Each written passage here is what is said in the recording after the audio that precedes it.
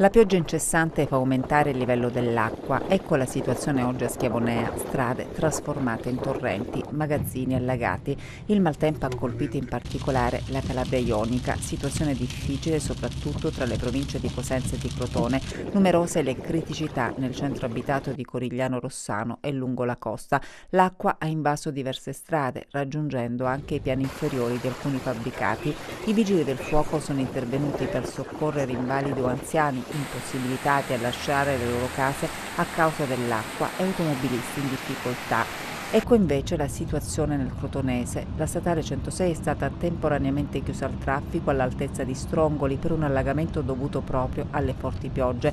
Anche nel centro cittadino vedete numerosi disagi, problemi alla circolazione stradale. Qui siamo nei pressi dello stadio e dell'ospedale, anche questa strada trasformata in un fiume.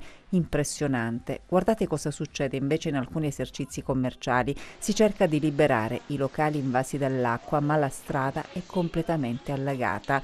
Il sindaco di Crotone, Ugo Pugliese, ha chiesto ai cittadini di non uscire di casa e di salire ai piani superiori delle abitazioni.